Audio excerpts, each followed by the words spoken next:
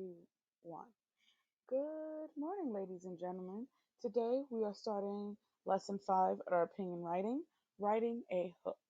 Our essential question for today is what makes an effective hook? What type of hooks are most successful? Our learning target is I can draft at least two different types of hooks for my topics by using a graphic organizer so that I can create a draft for my introduction paragraph. Here are our standards for today. Now let's discuss what is a hook.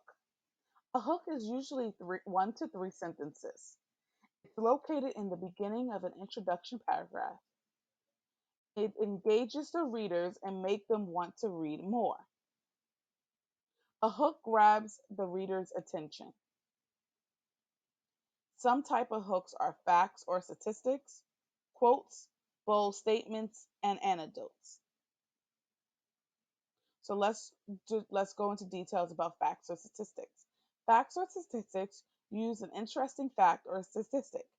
Make sure that facts or statistics is relevant or related to your topic. You don't want to choose something that goes against with your viewpoint.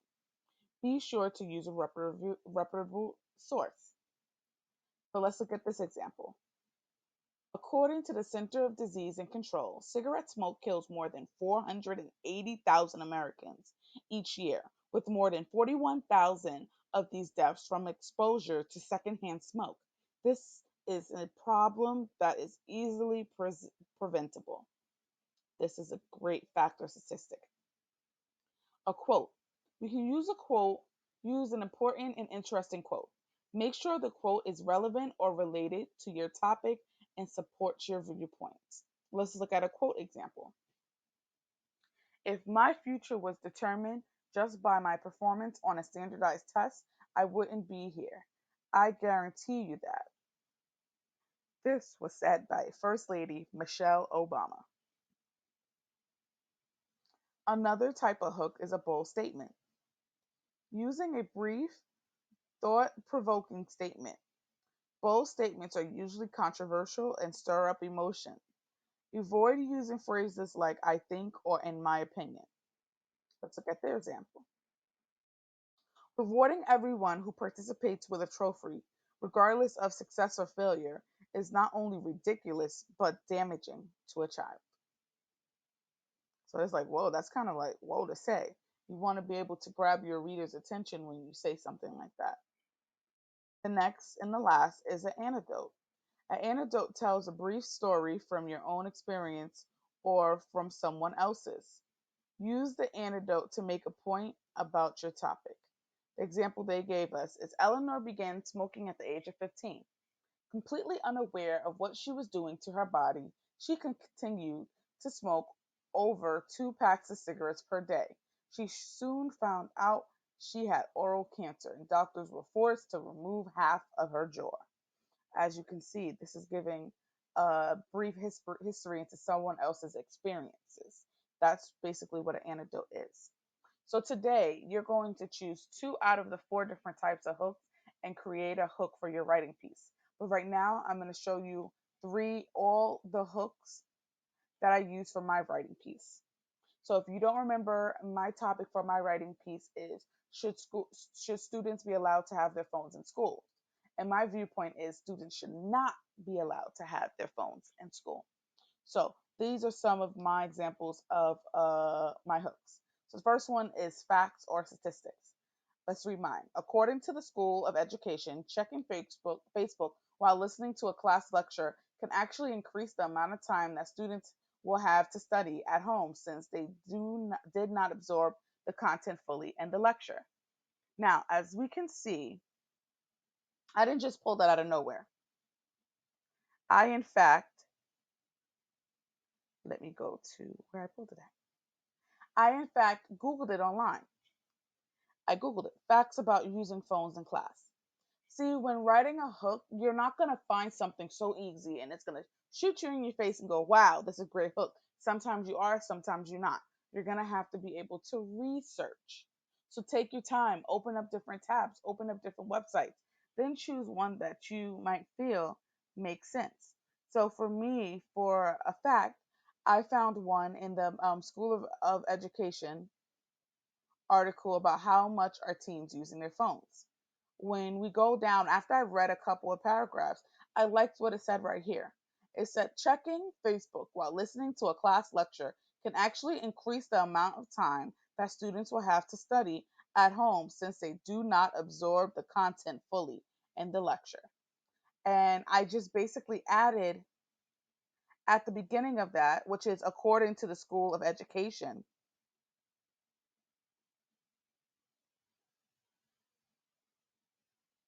according to the School of Education, comma, then I wrote the fact that I found in that article. The same thing with my quote, my second type of hook.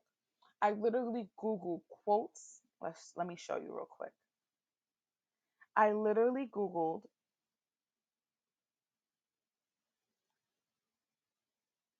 quote about using phones in class. And trust me, there was a lot of websites that popped up that said a lot of good quotes. And I found one, and after taking my time going through all the quotes, I found a nice one that my matched my viewpoint. Let me go back to here. When I worry about privacy, I worry about peer to peer invasion of privacy. About the fact that anytime anything or any note any note happens, there are three arms holding cell phones with cameras in them or video recordings capturing the event ready to go on the nightly news if necessary. See, that goes with my main reason that students could be recording teachers or students without their approval or without them knowing. So as you see, it matches one of my main reasons. It matches my viewpoint. Now let's look at my last two. My bold statement. I made up my bold statement as well as my antidote. Those are not things that I found online. Those are things that I found from my personal experience. So my bold statement, remember using a brief thought-provoking statement. This is something that I feel like most people would experience. Allowing students to actively have their phones in class will destroy the fragile classroom environment that is already there. No one will feel the need to participate or learn just looking at their screens. So, that's my bold statement. Another one the last one we're going to go over is an anecdote. Remember, anecdote tells a brief story from your own experience or from someone else. This is an experience that I experienced, not someone else. And I let's go into a little bit more detail. Let me read it to you. Being a teacher, I go to professional development where I see adults on their phones and the presenters trying to gain their attention. I am afraid that a classroom will become just like that. So that's my brief story and my experience with it, and how this makes a point about my topic. So, ladies and gentlemen, I now we have to choose one of our hooks. Remember, I wrote four, but I'm only asking you to do two out of four, and you're going to choose one out of the two that's going to be your hook for your paper. So I decide to choose my bold statement. Allowing students to actively have their phones in class will destroy the fragile classroom environment that is already there. No one will feel the need to participate or learn just looking at their screens. So that's my hook. And then at the bottom, I'm going to throw in my thesis statement. This is something that I believe we worked on lesson 4 and 3. So you don't have to retype it. You just go back in through your Google Drives or your previous lessons and copy and paste your viewpoint that you already wrote. You're not going to create a new viewpoint. You're not going to write something completely new. You're going to go back into your Google Drives or your Google Classroom, copy and paste the thesis statement that you made in the previous lesson. And there we go. We have our hook and our thesis statement. And once we bring it together, we have our introduction paragraph. So now, On your own, on your opinion writing handout, you're going to choose two types of hooks and draft one of each for your topic. Remember what I said, you're going to take two, you're going to write, do the two hooks, and then out of the two hooks, choose which one that you feel will go best with your opinion writing.